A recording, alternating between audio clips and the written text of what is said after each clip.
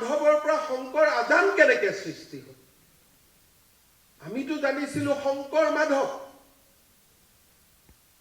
কিন্তু বাওপন্থী লোকসকলে আমাৰ মাজত সোমাই দিলে যে মাধৱ নোহোৱা কৰি দিলে শংকৰ আজান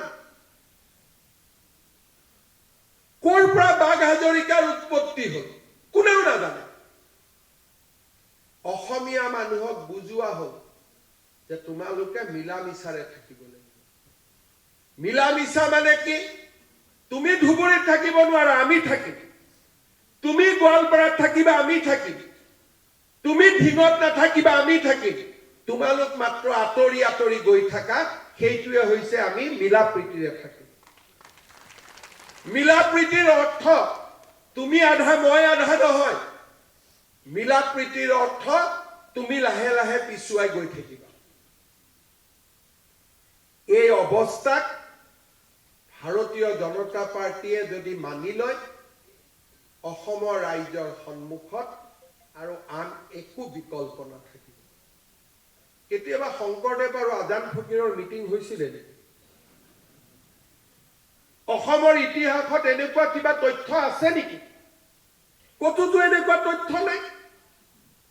কিন্তু এই কথাবিলাক আমাৰ মূৰত সোমাই দিয়া হৈছিল আৰু আজি কিছুমান অসমীয়া মানুহে মোকেই ক'ব যে হিমন্ত বিশ্ব শৰ্মাই কৈ দিলে শংকৰ আজান নাই বুলি হয় মই কৈছো অসমৰ মুখ্যমন্ত্ৰী হিচাপে কৈছো শংকৰ মাধৱ আছে শংকৰ আজান অসমত নাছিলে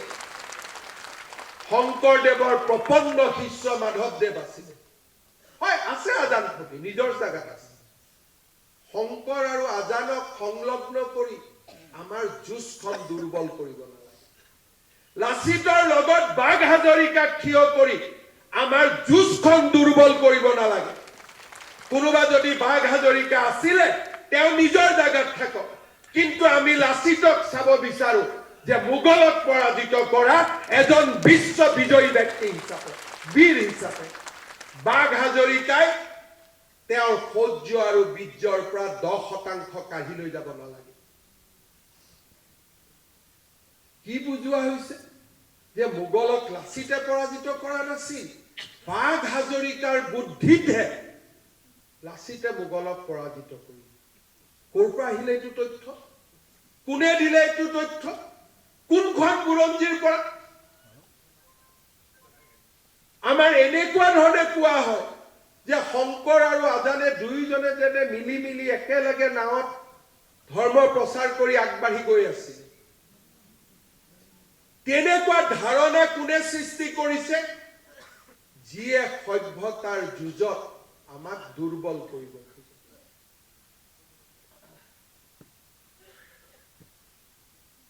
মই একেলগে দুৰ্গা পূজাত যাম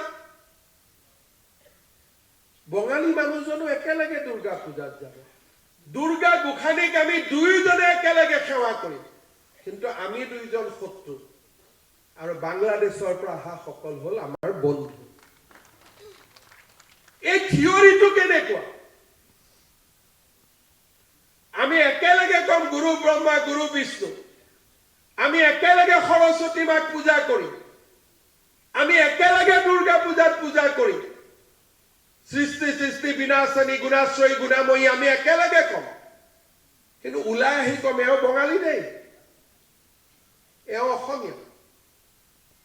আৰু যিসকলে আমাৰ লগত একেলগে দুৰ্গা পূজা নকৰে একেলগে নাম নকৰে পাল নাম নকৰে তেওঁলোক আমাৰ বন্ধু কাৰণ আমি শংকৰ আৰু আজানৰ দেশৰ মানুহ ই কেনে ধৰণৰ পলিটিকেল ডেফিনেশ্যন ই কি ধৰণৰ ৰাজনৈতিক সংজ্ঞা জাতিটোক ভিতৰৰ পৰা দুৰ্বল কৰা সভ্যতাৰ যুঁজত আমাক ভিতৰৰ পৰা দুৰ্বল কৰা এয়া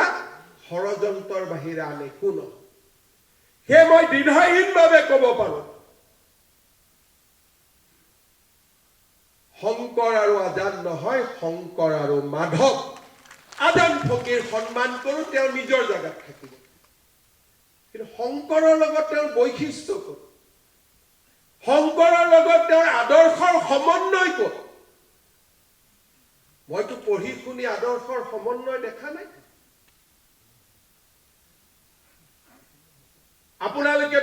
কৰে নেকি যে বাঘ হাজৰিকা নাথাকিলে লাচিত বৰফুকনে জিকিব নোৱাৰিলে? কোনোবা অসমীয়াই ভাবে নেকি যে বাঘ হাজৰিকা নামৰ কাল্পনিক চৰিত্ৰটো নাথাকিলে লাচিত বৰফুকন মোগলৰ বিৰুদ্ধে যুদ্ধত বিজয়ী হ'ব নোৱাৰিলেহেঁতেন? কিন্তু আজি আমাৰ মূৰত কৌশলগতভাৱে সুমুৱাই দিয়া হৈছে যে বাঘ হাজৰিকাই ঔৰংজেবৰ পৰা বুদ্ধি লৈ আহিছিল, কেনেকে অস্ত্ৰ বনাব লাগে শিকাইছিল, আৰু আজি যদি লাচিত জিকিছে, গিভ দ্য ক্ৰেডিট টু বাঘ হাজৰিকা।